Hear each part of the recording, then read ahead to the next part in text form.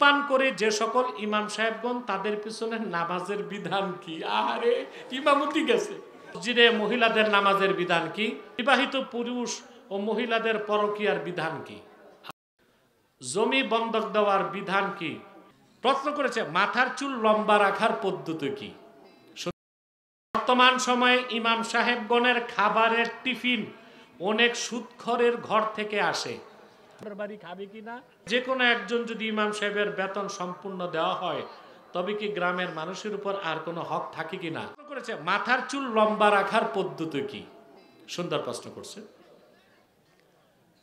চুল লম্বা রাখার তিনটা নিয়ম, তিনটাই সুন্নাহ। বুঝলেন?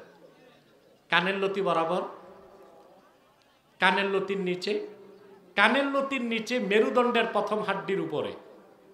বুঝলেন? এই তিনভাবে আপনি লম্বা চুল রাখতে পারেন, সুন্নাত। এর বাইরে চুল ছোট করা, মাথা মুন্ডন করা সুন্নত না, মুস্তাহাব। অনেকে বিনা কারণেই মাথা চাষে, মনে করে এটা বড় নেকের কাজ। না, এটা সুন্নাত না, মুস্তাহাব। এটা কি? মুস্তাহাব। পরিষ্কার তিরমিজির হাদিসে এসছে, আম্মা জান আয়েশা রাদিয়াল্লাহু তাআলা আনহা ইরশাদ করেছেন, মা হালাক রাসূলুল্লাহ সাল্লাল্লাহু আলাইহি ওয়াসাল্লাম ইল্লা ইয়াউমাল আরাফা।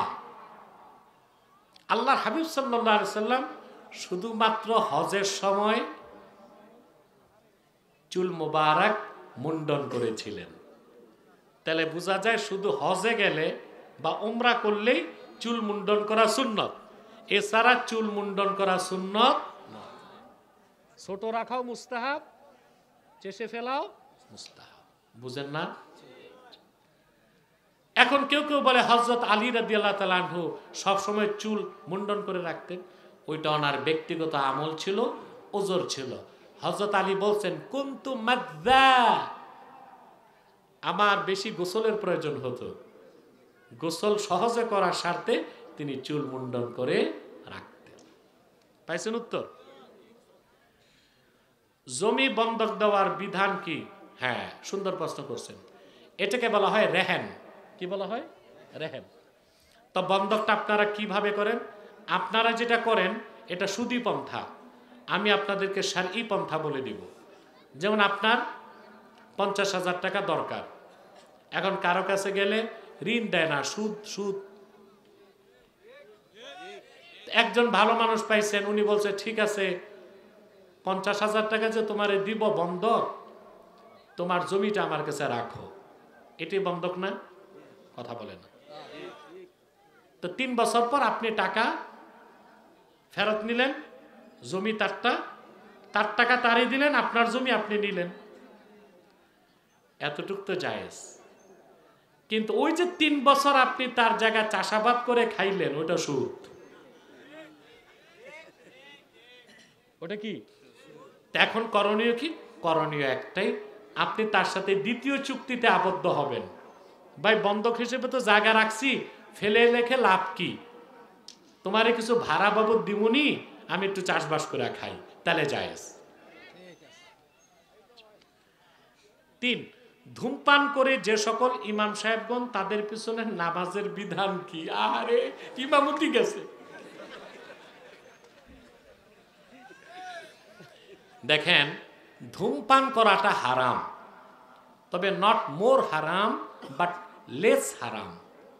কবিরা গুনাহ না, সগীরা গুনাহ। এটা মাকরু তাহরিমা, মাকরু তাহরিমা। একেবারে ওলামায়ে আরব সবাই একমত, ধূমপান করা কি? মাকরুহে তাহরিমা, এটা হারামের কাছাকাছি গুনাহ। অতএব মাকরু তাহরিমাও যদি নিয়মিত কোনো ইমাম সাহেব করে তাহলে তার আদালত নষ্ট হয়ে যাবে। কি নষ্ট হবে? আদালত নষ্ট হয়ে গেলে ওই ইমামের পিছনে নামাজ পড়লে পুরা ইক্তেদার সওয়াব, পুরা নামাজের জামাতের সওয়াব আপনি পাবেন না। হয় ইমাম সাহেবকে বদ অভ্যাস ছাড়তে হবে, নয় আপনাদের ইমাম সাহেব বদলাতে হবে। তবে একটা কথা বলি, রাগ করেন না, সিলেটের আলেমরা আর চিটাগাঙ্গের আলেমরা মনে করে সিগারেট খাওয়া মুবাহ। এদের পক্ষে কোনো দলিল নাই। আমি একটা দলিল দিয়ে দিব। কথা বলেন। আচ্ছা ভাই, তর্কের খাতিরে মেনে নিলাম সিগারেট খাওয়া হালাল, সব হালাল কি খাওয়া যায়? কথা বলেন। মুখের থুতু কি হালাল না হারাম? হালাল না?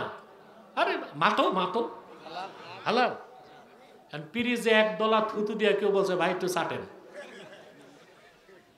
আপনি চাটবেন? যদি হালাল তো। আল্লাহ শুধু হালাল খাইতে বলেন নাই, আল্লাহ বলেছেন কুলু মিম্মা ফিল আরদে হালালান তাইয়্যিবা। নির্দেশ শুধু হালাল খাওয়া না, হালালান তাইয়্যিবা। এখন যদি চিটাঙ্গের আলেম আর সিলেটের আলেমদের মতে তর্কের খাতিরে বলি সিগারেট হালাল, তাইয়্যিবা বলা যাবে? তাইয়্যিবা মানে হালাল এবং পবিত্র। আর যেই খাদ্যের দুর্গন্ধ থাকে ওটা কি পবিত্র? কথা বলে না। সিগারেটের দুর্গন্ধ, যারা চেইন স্মোকার নিয়মিত সিগারেট খায়, আলেমদের কাছে দেখা করতে আসলে চকলেট খাইয়ে আসে, তখন চেইন স্মোকারের মুখ থেকে বাচ্চাদের পেশাবের মতো গন্ধ আসে। দুর্গন্ধ না? তাহলে কি তাইয়্যিবা হবে? 2, এখানে আছে নিকোটিন।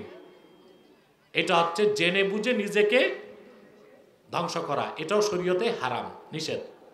3 নাম্বার হচ্ছে তাসাব্বুহ বি আহলি জাহান্নাম, আহলিন নার। জাহান্নামীদের মুখে সবসময় আগুন জ্বলবে, তো সিগারেট খাইলে দূর থেকে দেখা যায় মুখে আগুন, এটা জাহান্নামীদের সাদৃশ্য পাওয়া যায়, ঠিক না? এত তো কারণে ওলামায়ে আরবের মতে সিগারেট খাওয়া হারাম, মাকরু তাহরিমা, খাবেন না, ঠিক আছে? আর এটা আপনাকে ধ্বংস করে দিবে। আলেম ভাইরা কষ্ট পাইলো, আমার করার কিছু নেই।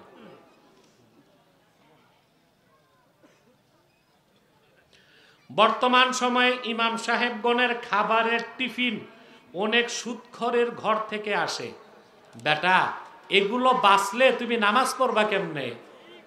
ইমাম সাহেবরে বেতন দাও কত তুমি, যে তুমি বাঁচতেছো সুদখোরের বাড়ি খাবে কিনা? দারওয়ানের বেতন দেয় 10,000, আর ইমামের বেতন 3,500। তো ইমাম যদি তোমার বাড়ি মহল্লা থেকে না খায়, সুদখোর গুলো বাদ দেয়, তো বেটারে না খেয়ে মরতে হবে। যে সুদখোর সুদ খায়, গুনাহ তার ব্যক্তিগত, তবে জেনে বুঝে সুদখোরের বাড়িতে খাওয়া তাকওয়া বিরোধী। ফাতোয়ায় চলে, তাকওয়ায় চলে না। এখন তোমরা মুসল্লিরা কতটুকু তাকওয়াবান? তোমরা তো গ্রামীণ ব্যাংক থেকে, আশা থেকে, কারিতাস থেকে সুদ নিয়ে বসে আছো, আর ইমাম সাবসাও অলি আবদাল নাকি? নিজেরা যতটুক তাকওয়াবান, ইমামও ওই রকমই পাবা। অতএব সুদখোরের বাড়িতে ইমাম সাহেব খায় কিনা ওটা দেখতে যায়ও না, ঘরে ঘরে এখন সুদ খায়। তবে ইমাম যদি আল্লাহওয়ালা বুজুর্গ হয়, কষ্ট করলেও সুদখোরের বাড়িতে সে খাবে না। একটা ফাতাওয়া আর একটা তাকওয়া। যেমন আমি ব্যক্তিগতভাবে রাতে হোক দিনে হোক 16 সালের পর থেকে বাংলাদেশের কোথাও যে খাওয়া দাওয়া করি না।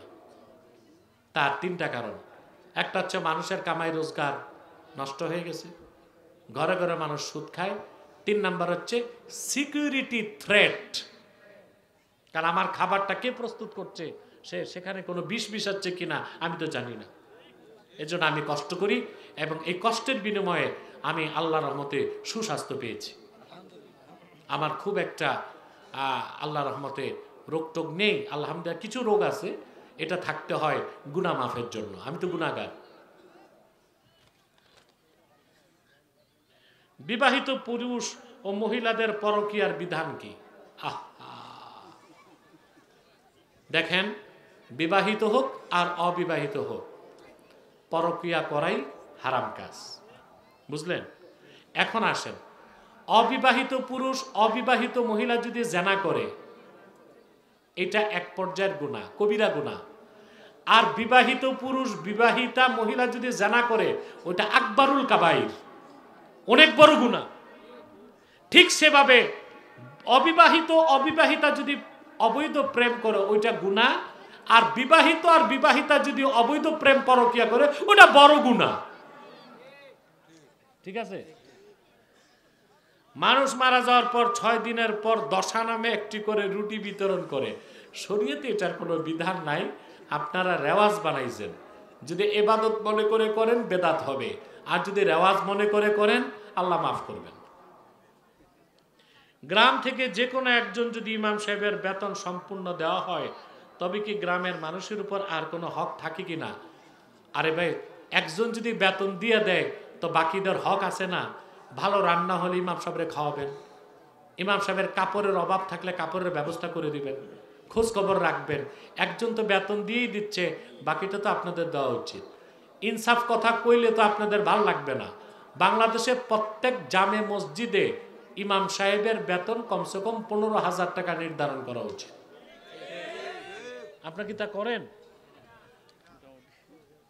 মোটামুটি কাছাকাছি আপনারে দেয়, অন্যরে দেয় না তো। মসজিদে মহিলাদের নামাজের বিধান কি? হানাফি মাযহাব মতে মহিলাদের মসজিদে যে জামাতে উপস্থিত হওয়া মাকরুহ। তারা নামাজ হবে, জামাতে সওয়াব পাবে না। কথা বুঝতে পারছেন? এখন অনেকে হাদিস শরীফ থেকে দলিল দেয় যে আল্লাহর হাবিব সাল্লাল্লাহু আলাইহি ওয়াসাল্লামের নূরের জামানায় ১,৫০০ বছর আগে মহিলারা তো মসজিদ নববী সাল্লাল্লাহু আলাইহি ওয়াসাল্লামে আসতেন। সেই বিষয়টা ভাই ভিন্ন ছিল।